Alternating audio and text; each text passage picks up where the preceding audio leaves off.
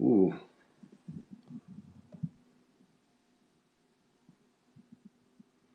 It is not picking me up. Good afternoon, everybody, and welcome to Credit Chat. I'm Rod Griffin, Director of Consumer Education and Advocacy for Experian. Glad to be here finally. Been a bit of a crazy few weeks. I was out of town and couldn't get on, and then I had meetings I couldn't get on, and last week I had the flu and nobody would have wanted me to be on. So finally made it back. Ms. ED4, good to see you right in time for Thanksgiving. But wanted to try to get here and catch up with everybody and share information with one another like we always try to do. Jetty 77777, thanks for joining, being part of the chat. If you have questions about credit reporting or credit scoring or fraud and ID theft or any of the things that are related to work that Experian does that I might be able to help with, please ask. I'm in my warm fuzzy today. It's actually pretty nice here in Texas, just kind of damp and icky, kind of winter weather, but otherwise it's good. I hope you're all doing well. Micah 716, thanks for joining. What's the lowest credit score you need to get a first-time home loan? And the answer to that is it depends, and it depends on the lender. They decide where the cutoff points are for them. Sometimes scores in the mid 600s will work depending on the market and the lender you're working with, the down payment you have. Those sorts of things. There are lots and lots of options. Talk to your lender, talk to a mortgage lender, get pre-approved or pre-qualified.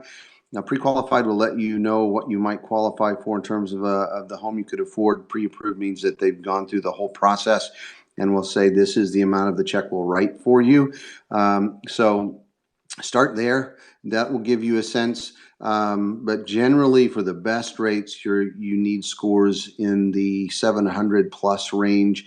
Usually, 720 to 750 or higher, depending on the lender and what the criteria are. So, kind of the starting point. But you can sometimes qualify with scores of 680 or lower. I've seen down as low as 620. Usually not the best rates. You'll also have to pay mortgage insurance and those sorts of things. Generally speaking, might have to pay what they call points, which are just really more down payment toward interest, that sort of thing.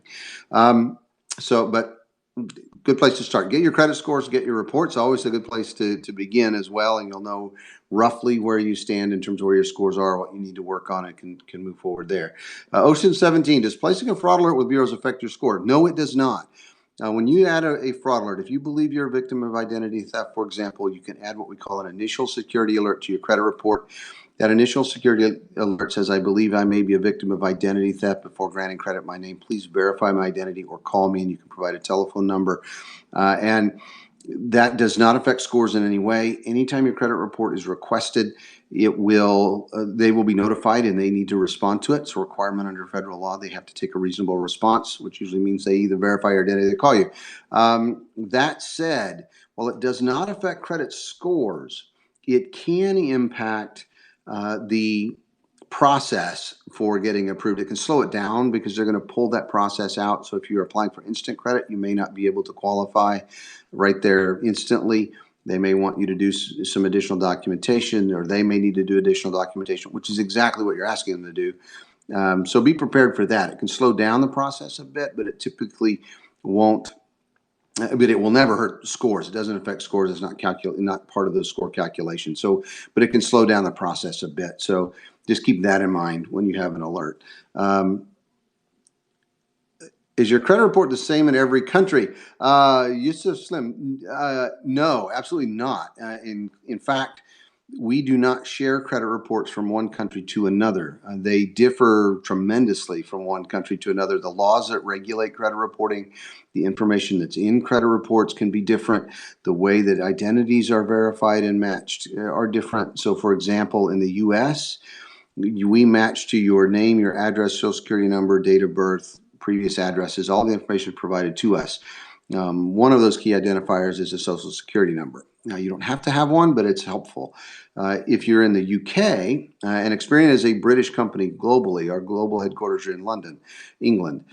So in the UK, our credit reporting systems, one of the key identifiers is voter registration rolls, because that's a valid identifier there. Not the case here. So We do not transfer credit reports from one country to another. One of the stories we tell is our CEO would tell you when he moved from the UK to the US, he worked for Experian there, was an executive. He runs our North America operations, but his credit report didn't come with him. He had to start over again. So no different for anyone else. So your credit reports do not cross national boundaries. They're all different. In some cases, UK, again, for example, may include bank information. In the US, we do not. So we don't have asset information. We're just looking at credit data. If you go to Australia, until recently, they didn't have positive information. It's only negative information. The same was true in Brazil. They had negative information only in their credit reports, and they're transitioning to positive information as well. In the US, we have positive information as well as negative information. Today, we even have things like rent payments. You can add your positive cell phone utility payments to your credit report using Experian Boost. Visit Experian.com/boost to learn about that. That's unique in the US. So they're all different. And scoring is much more mature here in the US than it is in other parts of the world. So in many places that's really new. Here it's something we've done for many, many years. So so FICO and others are working in other parts of the world, but the way that information is analyzed, the way credit worthiness is determined differ as well. So very different from one country to another. Very great question, and a really interesting one to me too. Big Mofo Show, thanks for joining. If I miss your question, please know I'm not trying to ignore it. I just missed it. They come too fast, and so I try to catch up. So I'll scroll back. If I missed it, please repost as well. What's the lowest credit? Oh, we did that one, so I got that. Disputing items at the end of the year. Yeah, so check your credit report at least once every 12 months. It's free at annualcreditreport.com. You can get a free report from Experian as well. In addition, lots of ways to get reports, but get your report.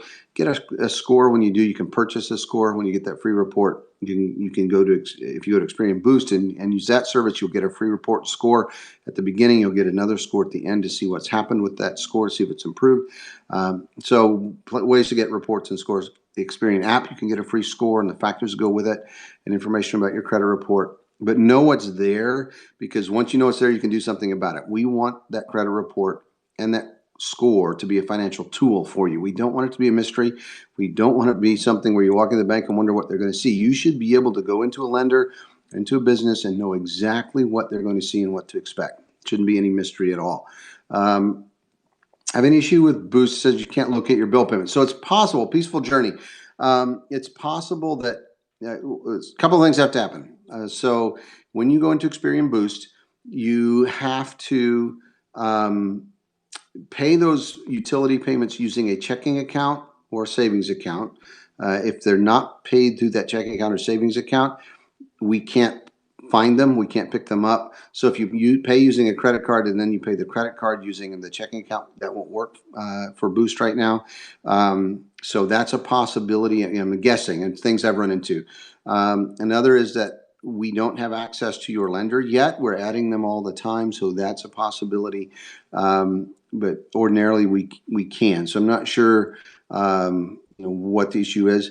If you're paying a water bill, another thing I've run into is things like water bills are sometimes paid through a municipal government and they're incorporated in the overall bill as part of a bigger bill.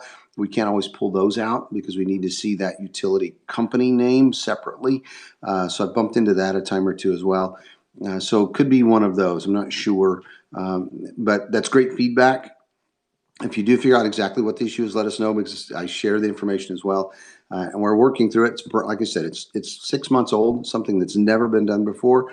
That's working really well for most people. So 2 out of 3 people that enroll see an improvement in their scores. The average score increase is between 10 and 13 points. For people within files, we're actually seeing 19-point increases on average. But occasionally we trip up. So we're trying to figure out what those are. It's good. Actually good for us to hear from you, because it lets us kind of help identify where we need to do some improvement. And so we're working on it as we go. Kind of scrolling down just to see what I missed. What do I think about credit repair companies? C2M24. Instead of telling you what I think, I'll tell you what the Federal Trade Commission has said for many years and said a long time ago, the Federal Trade Commission said you cannot pay anyone to remove accurate information from your credit report prior to the time frame specified in federal law. So if a company comes to you and says, if you pay me, I'll take that accurate information off, a lot of problems with that. One, it doesn't work. Number two, there's something called the Credit Repair Organizations Act. It's another federal law that says a company cannot promise to take accurate information off your credit report. They cannot take money up front and promise to, quote, repair your credit or fix your credit. So they can't say, if you pay me, I'll take action. That's illegal. So they can't take a penny from you until they've completed all of the terms in a written contract. So they have to provide you with a contract, fulfill all the terms in that contract before they can take a penny from you. So if they're promising to do things that sound too good to be true, they probably are. There are great credit counseling services out there. The National Foundation for Credit Counseling is one of the organizations we often reference. They're the oldest out in the market. They provide nonprofit counseling services. They won't make those kinds of promises, and their members don't make those kinds of promises. So be aware of that. What I find is that if someone's coming to you, and I've seen credit repair firms demand as much as $1,200 per account, and all they're doing is disputing information, and that's what you can do at no cost at all. It's really simple to do. Go to Experian.com/dispute and follow the instructions. We'll give you a free credit report right there online if you don't already have one. If you already have one, you can put in a current consumer report. You can put in the report number and it will pull it up right there on screen. You don't have to pay anything for it. And you just click the things that you need to dispute, follow the instructions. We provide education information as well, and no cost at all. Takes a few minutes, and you can upload documentation, all of those things. So that's what I think of credit repair. If there are great companies out there and businesses that provide education and counseling and assistance, and they can provide debt management plans if they're necessary. It's never the first thing they'll do. But if someone comes to you and says, hey, you want to buy that big screen TV for the holidays, I'll fix your credit, even though it's accurate information, not going to work. And they're just going to extract you from the hard-earned money that you have in your pocket now, and you'll find yourself with more problems generally, has been my experience. So that's what I think. Know your rights under the law first and foremost. Know that they cannot tell you to falsify information. That's fraud. That can make you liable legally as well. A lot of things to be aware of, and there are a lot of them out there that will take advantage of you. There are some good ones. It's just you need to know what your rights under the law. Make sure that you protect yourself and know you can do whatever they're talking about for free. And that's what I'll say about that. How to assist Bruce with locating my bills via your checking account. You need to follow the step-by-step instructions. Make sure you have the name of the utility company as it would appear in your checking account. So maybe check your account statements and see how it shows up and where that payment shows up. We will actually go back 24 months if we can find it. We'll also, when you first enroll, if we find other bills that would qualify, we'll let you know that. And you can tell us, yes, I want to include them, or no, I don't. So we'll walk through that process as well. Domani77, thanks for joining. Why isn't credit taught in school? That is a great question. And I've read lots of things about why we don't. Fewer than half of our states have requirements for personal finance in the classroom. If you want to find out if your school teaches personal finance, go to checkmyschool.org or checkyourschool.org, pardon me. And you can put your school in and see if they have personal finance requirements. Experian is a founding partner of the Jumpstart Coalition for Financial Literacy. Will be celebrating its 25th anniversary next year. And its purpose is to form a coalition that supports and encourages financial education in our school systems. There's a lot of pushback, and there's a lot that has to be taught. There are requirements under state laws and federal laws. Teachers have a full day. There's a shortage of teachers who can teach those subjects. I think it's really, really important. I think we teach a lot of things that are never used, and I've actually heard that as an argument. The kids won't remember when they graduate what they learned about getting a mortgage or how a credit card works. Um, I had trigonometry, and I don't remember how to do trigonometry. So maybe we shouldn't teach trigonometry. I think that's the dumbest argument I've ever heard, and I hear it from a lot of intelligent people. Um, we use credit cards every single day. We use bank accounts every single day. We use services that we have to pay for every single day, and we're not teaching our kids fundamentals of personal finance. We tell people they have to invest for retirement, but we're not teaching our kids why that's important as a foundation. So yeah, I feel kind of strongly about that. Why we don't? A lot of odd arguments. We teach every child things that they may or may not use. And if you watch Twitter, if the argument is they'll forget what they learn or they won't learn how to use it, we should probably quit teaching English too. And I think that's an idiotic idea. We need to teach the fundamentals of life, reading, writing, and arithmetic. But we also need to understand personal finance. The things that are life skills that are essential to us every single day should be part of that curriculum. If you hear people say, well, it should be taught at home. If you had my parents, you wouldn't want to learn personal finance at home. Not the best place. And not a, so, if you're being taught by someone who's objective, has knowledge, and it doesn't have to be a year-long course. They need fundamentals when you're 17 or 18 years old and you're going to go into the workforce or you're going to go to college. How many colleges, let's talk about the student loan debt issues we hear about today. Personal finance, understanding how those things work in high school might help prevent that, might help our kids teach our adults. So, it's kind of a soapbox for me. I agree. Should be taught in schools. 100% agree with you about that. Go to checkyourSchool.org and learn more about the Jumpstart Coalition. They have state coalitions in every state. Get involved. It's going to be crucial for us as parents or grandparents or aunts and uncles to go to our schools and tell them it's important to us that they teach it in order for them to move to do so. And if we don't show that passion, we don't tell them we care, and we don't show them that we think it's important, they won't. And that's just the fact. They have so many things on their plate and so many responsibilities that adding a new subject is going to require that we make it clear we need to teach it, and it needs to be quality financial education, effective financial education, not just a 5-minute thing here or there. So go to your schools. It's up to us to make that change. I applied for a home loan. Credit went down 15 points. How long for the hard hit? 2 years. So Jenny, the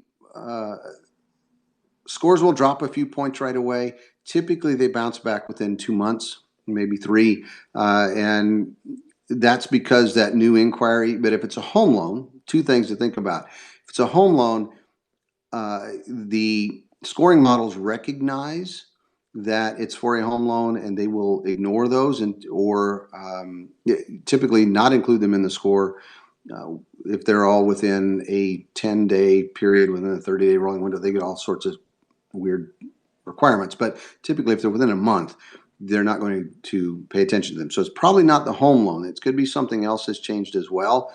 My scores dropped 25 points the other day.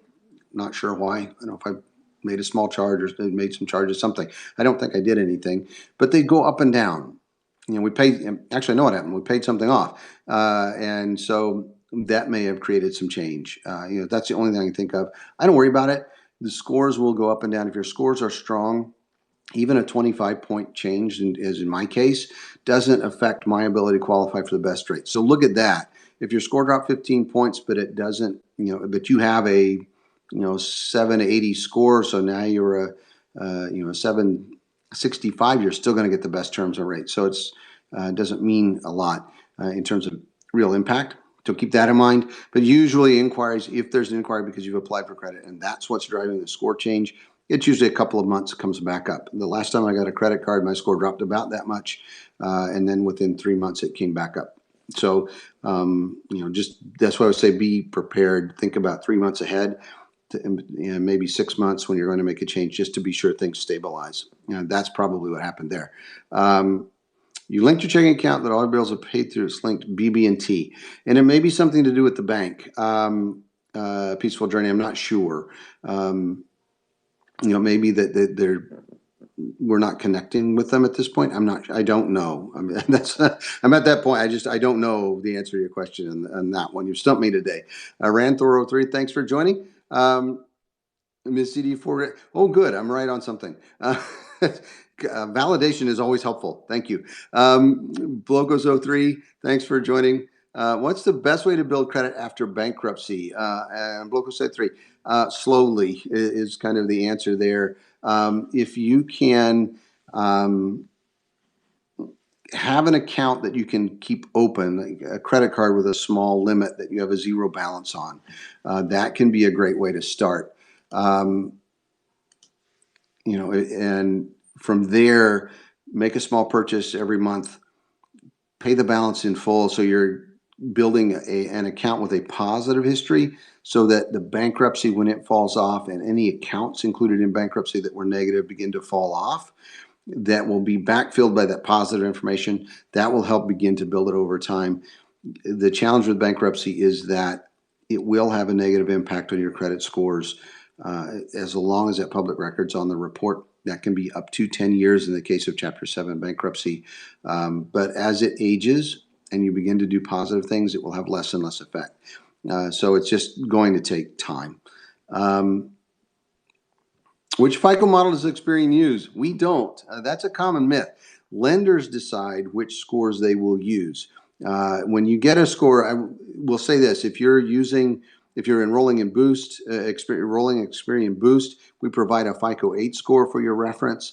If you're enrolled in one of our monitoring services, we provide a FICO 8 score. But we don't make decisions about whether or not a person is approved or declined. We don't make decisions as a credit bureau about whether the information indicates you're creditworthy or not, whether it's good or bad. When you get your report, you will see a section that says this information is potentially negative, and we provide that because, based on our experience, that's what lenders will determine is negative, or scoring systems will reflect as negative. So, to give you some information to work from, but we're not deciding good or bad. Lenders decide which scores they will use to help them make those decisions. And the law says a lender cannot say Experian made that decision. It has to say, if you receive a declination letter, for example, or an adverse action notice, which means you didn't get approved for the best rates or you got declined, it has to say that the decision was that of the bank and not the credit bureau. So they decide which scores to use. Mortgage lenders will use different scores than auto lenders. So if you're buying a car, credit unions may use different scores than national banks. So there are different scores for different kinds of lending, different scores for different kinds of lenders. Our role as a credit bureau is to provide the credit report, which is the information, the data that's used to do the calculation. We may provide that report to a lender, and once they have it, they calculate scores.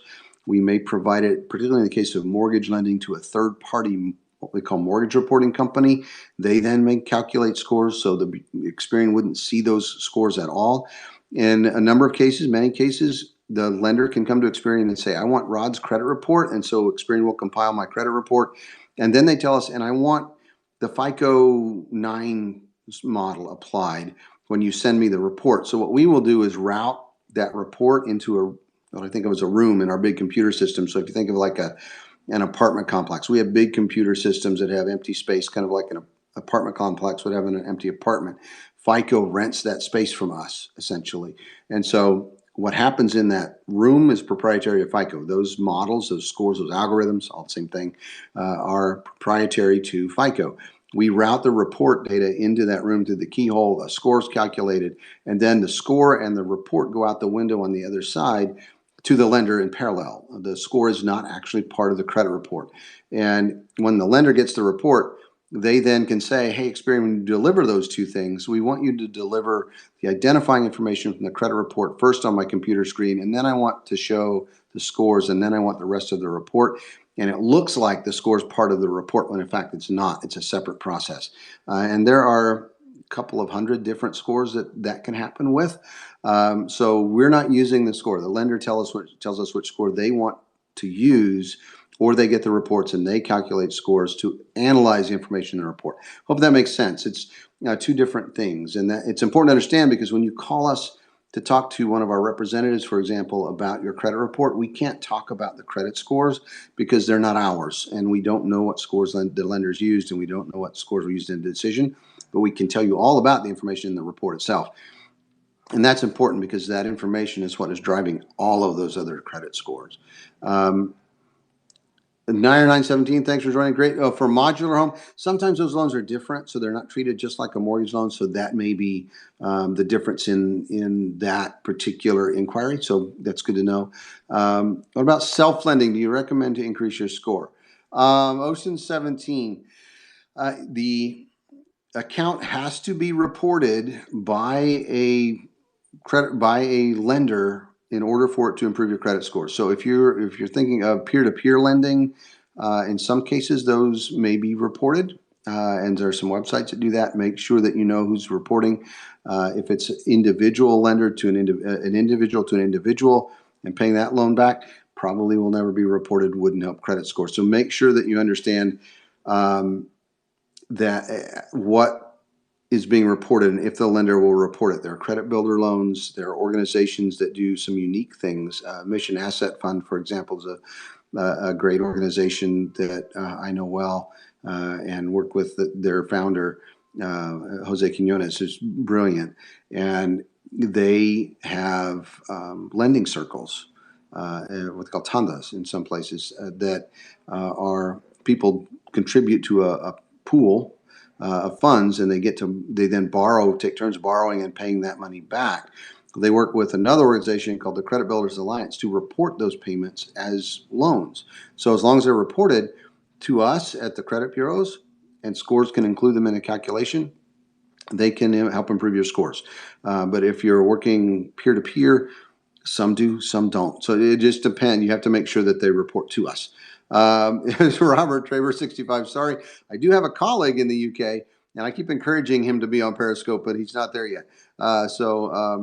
James Jones, if you're listening, you need to jump in and share information. He's absolutely brilliant too, and is based in our UK offices. So good luck with that. Is it better to pay credit cards in full every month or keep a small amount accruing interest? Paid in full. From a credit reporting and scoring standpoint, there is no benefit to carrying a balance. All you're doing is paying more in that interest. It's costing you money. So paid in full. You will still see a balance reported to the credit reporting companies in your credit report, because the balance it shows is typically the balance on the billing statement. So if you wait until you get the billing statement and pay it in full, you don't have to pay any interest. That balance is still shown in the credit report. The payment's still going to improve and work toward your positive credit building. And so you don't have to carry a balance. That's a myth that started a number of years ago, and it still circulates. And I hear people say you should only pay off 95% of your balance. The only thing that means is you're going to pay interest on that 5% that you didn't pay off. It's going to cost you more money. You have to ask the lender. Some lenders don't report at all, and that's true. Norman E. Toledo, our credit reporting system is voluntary. The vast majority do report to at least one of the credit reporting companies. The large lenders all report to all three. Most of the mid-sized, most of them do report to all three, but there are a handful of local or regional small lenders or credit unions that may choose not to report, or may report to only one or two and not to all three.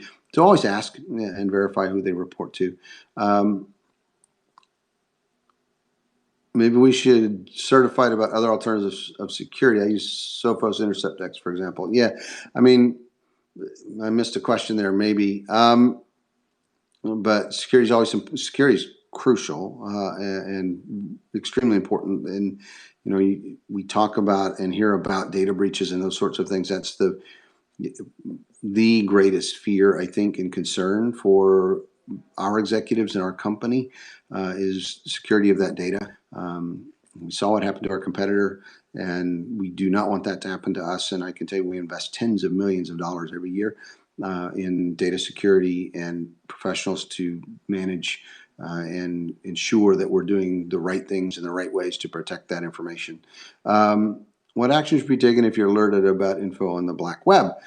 So if you are a member of our monitoring services, follow up, do exactly what they say. We're watching for that. We'll help block and protect against it. Check your credit reports, make sure that the information is still safe and hasn't changed. I think the reality is, we probably all know, is that we're all victims of identity theft, or not so much identity theft, but our information has been accessed. I know mine has, and I've been a victim of identity theft, so I'm right there with everybody else. And so I monitor my credit reports. I monitor and think very carefully about my bank accounts and my other financial transactions, and I'm cautious about how I share my personal information. So we're kind of all in that boat together. So it's about monitoring, being thoughtful, being cautious, and working with good quality companies and organizations that care about data security and protect it. Protect the information they maintain, and that's just about every business today has information. Information is key to transactions and doing business and all the things that we have to do. Same thing's true for municipalities, government agencies, and so on. So information is really important.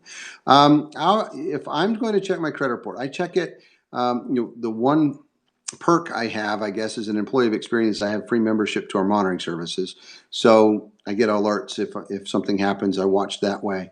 I check my report if I'm planning to make a major credit purchase. I'll check it at least 6 months or 3 months, and usually 6 months in advance. Make sure everything's okay and that it's working well and everything's accurate. Never had any problems with that, but just wanted to always check. And then if there's something I'm concerned about, I'll look more often. Occasionally, when I do programs or presentations, I have access to our score, our monitoring system, same system that anybody else could subscribe to. So we get scores. I'll check my scores, and sometimes I share those scores as part of presentations. Mine's actually down a bit now, about 25 points the other day. So I was at 850, and now I'm down to 830 or so, something like that, on a FICO 8 score.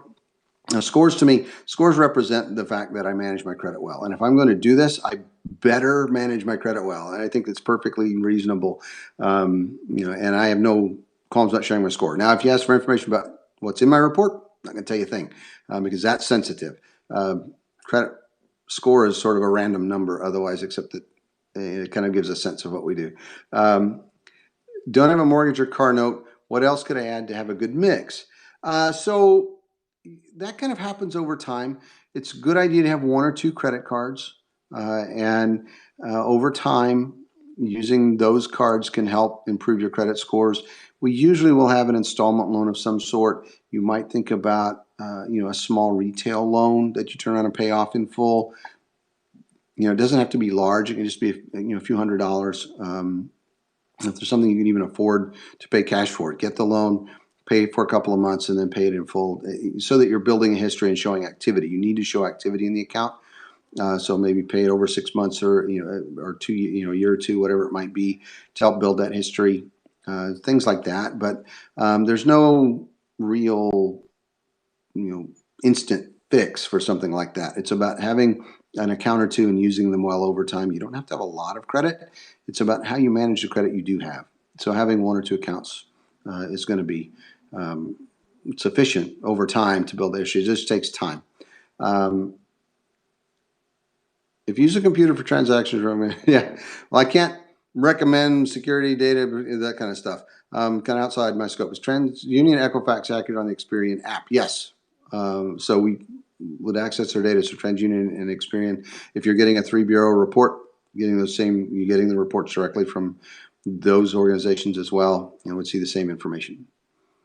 So with that, it's a little after 2. Thank you all so much for being here and being part of the chat. If you're just joining, and I haven't even introduced myself again for a while, so if you're just joining, I'm Rod Griffin. I'm Director of Consumer Education and Advocacy for Experian. This is Credit Chat and a business decision, so Peaceful Journey. So it's a business partnership decision, and so they're participating. So I'm Rod Griffin, Director of Consumer Education and Advocacy for Experian. I try to be here 1:30 Central, 2:30 Eastern on Tuesdays and Thursdays. The last few weeks been a bit of a challenge, but glad to be back. Wanted to get back before Thanksgiving and we're here just to share information with one another. You can learn more at ex.pn/credit chat. We're also here on Wednesdays, 2 o'clock Central, 3 Eastern. I say here on Twitter, not on Periscope. And you can join us. We're talking about kids and money tomorrow. So please join the Twitter chat as well. Again, you can learn more ex.pn/credit chat. Thank you all so much for being part of a great conversation today. I always enjoy the questions you have and the exchange and sharing knowledge with one another. I think it's the best way we can help each other be more financially healthy, more financially successful. And we want to help you use those credit reports and scores as a financial tool. So thank you all so much. Have a wonderful, safe, happy Thanksgiving, and I'll talk to you again in about a week. Take care, everybody.